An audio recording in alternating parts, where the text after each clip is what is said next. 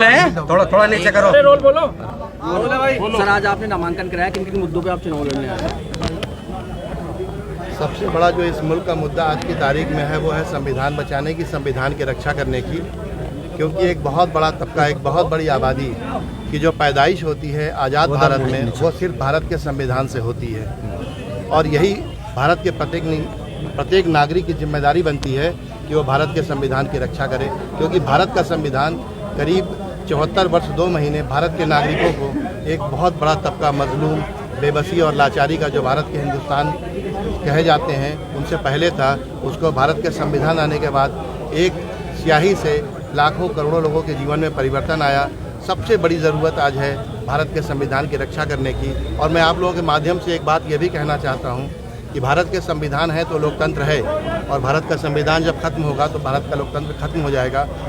Supreme court के 4 न्यायाधीशों ने एक प्रेस कॉन्फ्रेंस की थी कि भारत का लोकतंत्र खतरे में है, और भारत के नागरिकों से अपील किया था कि आप भारत के संविधान की रक्षा करिए, ताकि कोई इतिहास जब लिखा जाए तो ऐसा ना लिखा जाए कि उनकी आत्मा मर चुकी थी। सर, सियासी गलियारों से आप एक सम्मानित पद त्याग कर जो है चुनावी अखाड़े में उतरे हैं, क्या वजह है?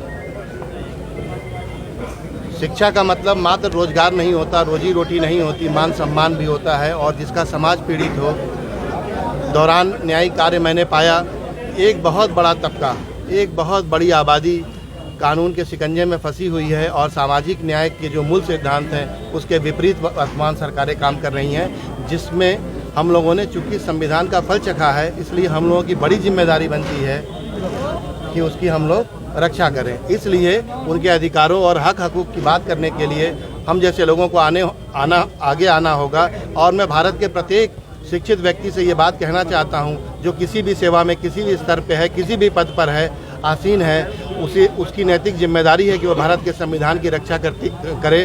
क्योंकि भारत का संविधान उसकी भी रक्षा करता है जो उससे घृणा करता है। चंद्रशेखर आज़ाद के आने से नुकसान है या फ़ायदा है आपका?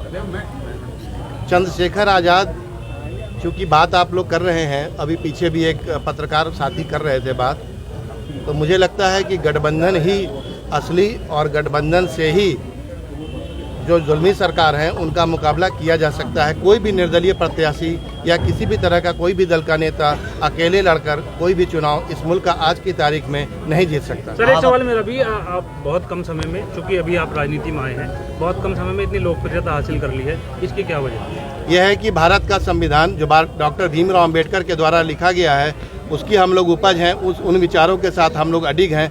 और ये अतिशयोक्ति नहीं है कि विपरीत विचारधारा के व्यक्ति भी डॉक्टर भीमराव अम्बेडकर का गुणगान करते हैं और सदन से सड़क तक कहते हैं कि मैं डॉक्टर भीमराव अम्बेडकर की वजह से यहाँ पर आया हूँ। ठीक है, थैंक यू। बहुत बहुत शुक्रिया।